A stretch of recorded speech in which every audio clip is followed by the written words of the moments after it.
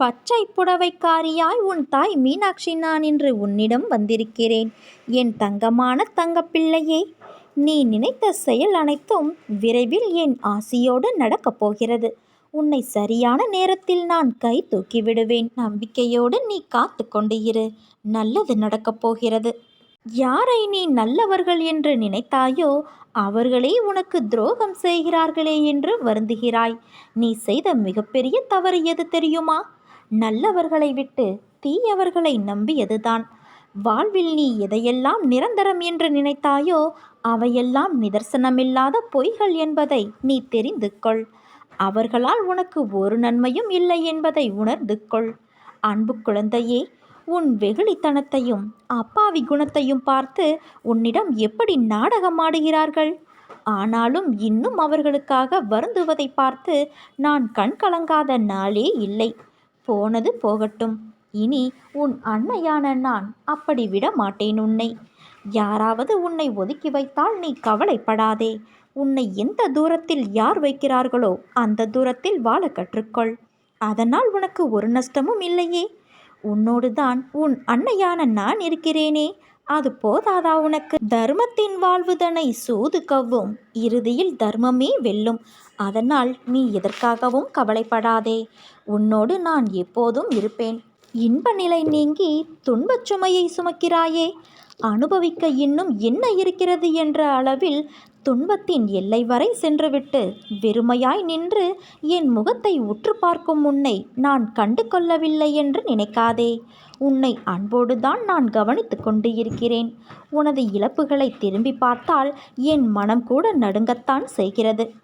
ஒவ்வொரு முறையும் உன்னை தைரியப்படுத்தி கொண்டு வருகிறேன் என்பதை நினைவுபடுத்திக்கொள். இன்னும் நீ கடந்து போக வேண்டிய தூரம் கொஞ்சம் இருக்கிறது. அதுவரை எல்லையற்ற பொறுமையோடு தீவிர நம்பிக்கையோடு உனது சுமையின் கணம் தெரியாமல் இருப்பதற்காக எனது நாமத்தை உச்சரித்தபடி இரு. எனது சத்தத்தை உணர்வுள்ள நீ கவனித்து கேட்டு அதன்படி நடந்து கொள். அப்போது உனக்கு இளைப்பாறுதல் கிடைக்கும். எதற்காகவும் கவலைப்படாதே என் குழந்தையே. உன்னோடு எப்போதும் உன் அன்னையான நான் கூடவே இருக்கிறேன். எது வந்தாலும் நான் உனக்கு அருள் செய்ய காத்திருக்கின்றேன். அனைத்தையும் நான் பார்த்து கொள்கிறேன் என் குழந்தையே. எல்லா சுமைகளையும் என்னிடம் தந்துவிட்டு தைரியமாக போய்கொண்டே இரு. வருத்தத்தை விட்டு பொறுமையாக இரு. உனக்கான இலக்கை நோக்கி போய்கொண்டே இரு. உனக்கு துணையாக நான் என்றும் எங்கும் இருப்பேன்.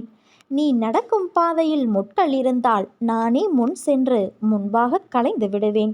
எதையும் பொருட்படுத்தாமல் உனக்கான இலக்கை மட்டும் நீ குறிக்கோள்வை. நீ போகும் பாதையில் மிக மோசமான மிருகங்கள் வரலாம், மோசமான மனிதர்கள் வரலாம். ஆனால் நீ எதை கண்டும் அஞ்சாதே. தைரியமாக உன் கடமையை மட்டும் நீ செய்து கொண்டே இரு. நான் அனைத்தையும் தூக்கி வீசி பந்தாடுவேன்.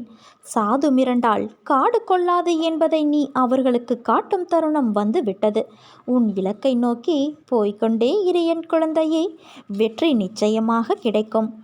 உனக்குள் இருக்கும் கவலைகளை தூக்கி வீசிவிட்டு உன் அன்னையான என் மீது நம்பிக்கை வை.